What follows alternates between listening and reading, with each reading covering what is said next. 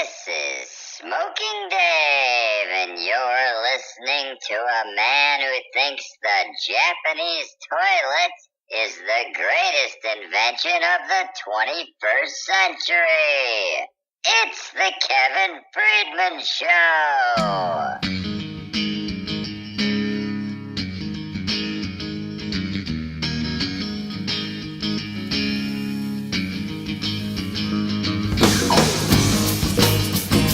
Hey now, it's Friday, July 20th, and another SportsGossip.com podcast is on the air.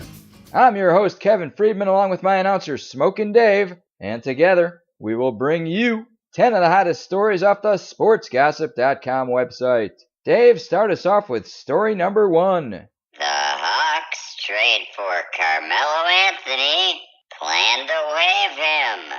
Yes, Carmelo is no longer a member of the Oklahoma City Thunder, as he was traded to the Hawks in a 3-team deal involving the 76ers and a bunch of scrubs and a 2022 first-round draft pick. Now, Carmelo will get his entire $29.7 million in the buyout and waiver, and Oklahoma City will save nearly $100 million in salary and luxury tax. After the Hawks waive him, he'll have his choice of any team in the league, and NBA insiders are saying the Houston Rockets are his number one choice, with the Lakers and Heat also options. Now, in my opinion, the Rockets are still the team with the best chance to knock off Golden State in the West next year. And while I don't think adding Carmelo could hurt them, he probably would be a way better fit with the Lakers. I mean, Carmelo's a guy who needs the ball in his hands, and with Chris Paul and James Harden, he'd be the third option, much like he was in Oklahoma City, where he put up the worst numbers of his career last year. Now, the Lakers could definitely use some shooters. Rondo and Lonzo Ball can't shoot, and the way LeBron drives and kicks to the open teammate, Carmelo would probably score 25 points a game with the Lakers. He'd have a better chance of winning a title with the Rockets, but if he signs with Houston, he's going to have to adjust his game and start playing a lot more defense.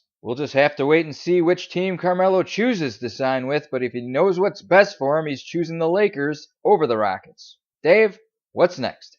Tom Brady kicking it on the beach with his kids in Costa Rica. Now, I know Tom Brady and his wife are two of the biggest celebrities in the world, but even they deserve a little privacy when they go on vacation with their kids. But some paparazzi was snapping pictures of Tom playing soccer with his kids on the beach in Costa Rica, and you can go to sportsgossip.com to check them out. Now, I looked at these, and I'm not saying Tom Brady's in bad shape or anything, but I watched that Tom Brady documentary, and all he did was talk about his diet and his workout routine, and looking at pictures of him shirtless, you'd think he ate at Burger King and McDonald's every day. I mean, he's not fat or anything, but he has zero muscles. And it just goes to show you that all you need to be a successful quarterback in the NFL is good footwork, a strong, accurate arm, and the ability to read a defense. Because if you look at pictures of Tom Brady and Eli Manning on the beach shirtless, you'd think they were accountants who never lifted a weight a day in their lives. Again, you can go to sportsgossip.com to check out these pictures. Oh, and on the phone I see we have Tom Brady's personal stylist, Frandito. You're on the air. Kevin Friedman, I just heard what you said about Tom Brady, and all I have to say is shame on you. Tom Brady's got a gorgeous body. I've seen him naked, and let's just say his butt cheeks rival Smoking Dave's. Hey, Frandito, what's with that bathing suit Brady was wearing? Did you dress him in that? It was horrible. Well, how dare you, Kevin Friedman? I picked out that bathing suit for Tom Brady. Now you have no taste, and I will not sit here and listen to a guy like you with no style criticize my bathing suit choice. That was made by the French designer Jacques Poupée. Now I'm sick of talking to a guy with no style, so I gotta go. Toodaloo. Bye-bye.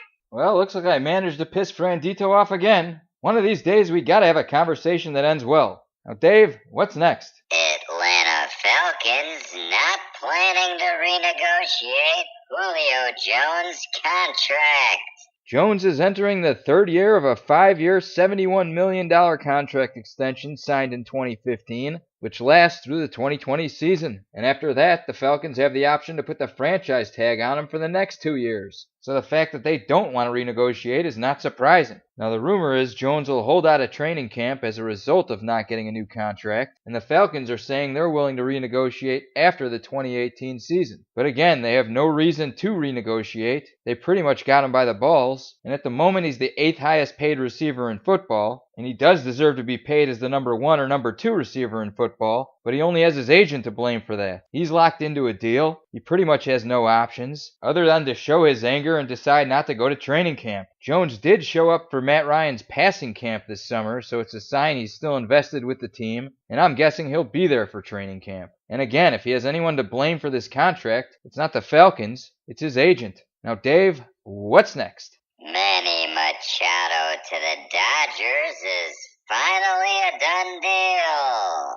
As predicted on one of my earlier podcasts, Manny Machado was traded over the All-Star break, and he'll be joining the LA Dodgers, who went into the All-Star break with a half-game lead over the Arizona Diamondbacks in the NL West. Now, they traded away 5 prospects to rent Machado for half a season. He'll be a free agent after this season, and he will most likely not be going back to the Dodgers, since they already have a great young shortstop in Corey Seager, who's out for the year. Machado's hitting .315 with 24 home runs, and he'll be added to an already potent Dodgers lineup, which could be considered the best lineup in the National League. They're currently 5th in the NL, averaging 4.7 runs per game. They averaged 5.4 runs per game in June, and 5.2 so far in July. They lead the NL with 129 home runs, and now they've made a big offensive upgrade. Now this is the 4th year in a row the Dodgers have gone out and made a big trade near the deadline to upgrade their team. So the Dodgers are all in on 2018, and they're hoping Machado can help bring them a title for the first time since 1988. Dave, what's next? Tony Romo wins Celebrity Golf Tourney in comeback fashion. Romo rallied from 4 points back to win his first American Century Championship on Sunday at Lake Tahoe. He beat 3-time defending champion Mark Mulder and San Jose Sharks captain Joe Pavelski, the leader after the first 2 rounds. Romo had finished second 3 times in 7 previous trips to the annual celebrity tournament, and you can go to sportsgossip.com to watch a video of the trophy presentation. Now, Charles Barkley finished last in this tournament, and I don't know why he subjects himself to the embarrassment of even playing golf. He has the most awkward swing you've ever seen, and he obviously stinks at the sport, which he's been playing for over 20 years, and he won't give up. If you ask me, Barkley should do what I do when I want to play golf, and that's play the greatest golf video game ever invented, PGA Tour Golf 2 on Sega Genesis. And one more thing about Romo. I happened to see a Skechers commercial he did the other day, and he was introduced as NFL legend Tony Romo. And while granted, he was a good player, he's no NFL legend. The guy never won a Super Bowl, never came close, fumbled an extra point in the playoffs that blew a game for them, and in his last year in the league, when he came back healthy in the second half of the season and the Cowboys had one of the most talented teams in the league, he should have demanded his job back, but instead he was happy to watch Dak Prescott take over, when I believe Romo could have taken that team to the Super Bowl. So Romo's no NFL legend, and Skechers, you're out of your mind for calling him one. And that's 5 stories down. We got 5 to go, but we got to take a break, so we'll be back right after this. Well, hi there, this is Antonio Finkelstein, and it's raining men in Antonio Finkelstein's prostitution app, as I'm excited to introduce to you my 2 newest escorts, Angelo Esposito and Charlie Goldfarb. Angelo is known for giving a great Italian butt rub, and Charlie Goldfarb has a hairier chest than anybody in the Midwest. So book your appointment with either of these 2 gentlemen or any of our ladies. You can check them out at Antonio Finkelstein's prostitution app. You can find us in the App Store. And we're back. Dave, give us that next story. The Raptors agree to trade DeMar DeRozan to the Spurs for Kawhi Leonard. Well, Leonard put the Spurs in a position where they had very little leverage over the rest of the league, but they still managed to make a decent trade in my opinion. They'll get the 28-year-old DeRozan, who, while not as good as Leonard, is still a very solid NBA player and will make a fine addition to this team and keep them competitive. Now, it looks like Leonard will only be in Toronto for 1 year, and this is a Raptor team that had the most wins in the Eastern Conference last year with 59, so adding Leonard will definitely make them a strong contender in the East, but it looks like they're going to have to go into rebuilding mode after that, because odds are Leonard's not going to stay. He wants to play in Los Angeles, and I'm not sure how Raptors fans should feel about this trade. They're losing a very good player who was a fan favorite and was locked down for another 3 years, and while they're getting a great player, they're basically renting him for a year. Now, if the Raptors go to the finals, I'm sure nobody will complain, but we'll just have to wait and see if that happens because the Sixers and the Celtics are going to have something to say about it. Dave, what's next? Bryce Harper and Dad accused of cheating during the home run derby. Harper was trailing the Cubs' Kyle Schwarber with the time running down, and then he went on a mad tear to win the home run derby, and fans went on Twitter to complain that 4 of the home runs shouldn't have counted because his dad didn't wait until the ball landed before pitching again. Now, you can't really blame Bryce Harper for this. He can't control when his dad lets go of the pitches, and I don't even know if you could blame his dad because how's he supposed to know when the ball lands? Now, if there's a judge there telling him, then that's one thing. But if you ask me, the waiting until the ball lands rule is stupid anyways. I like that the MLB Home Run Derby now has a time limit, but the pitchers and the hitters should be able to go as fast as they can. They shouldn't be held back and have to wait until the ball lands. It's more exciting the other way. So even if he did cheat, who cares? I'm a Cubs fan, and I don't even care. But I do say change the rule, and you'll never have that problem again. And as far as Bryce Harper's dad, have you seen this guy's right arm versus his left arm? His right arm is twice the size of his left arm. I mean, what does this guy do? Use a 50-pound dumbbell on his right arm and a 10-pound dumbbell on his left arm? I've never in my life seen such disproportionate arms. You can check out the picture yourself. It's sportsgossip.com. Dave, what's next? Andre Dawson pulled a Canseco in the celebrity softball game.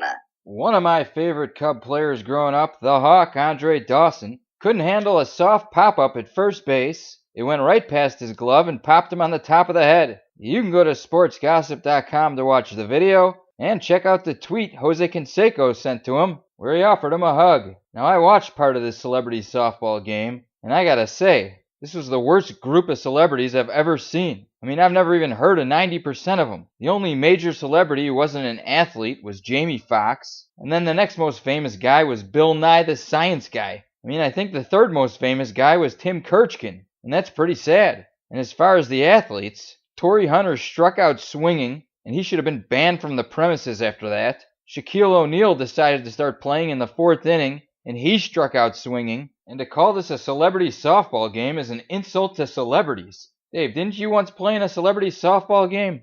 Yep, back in 1988 at Dodger Stadium. I threw some high heat at Hector Elizondo. He charged the mound. I started beating the crap out of him, and Belky from Perfect Strangers pulled me off him and saved his life. That's right. Didn't you get banned from Dodger Stadium for life for that incident? No, for that I only got a warning.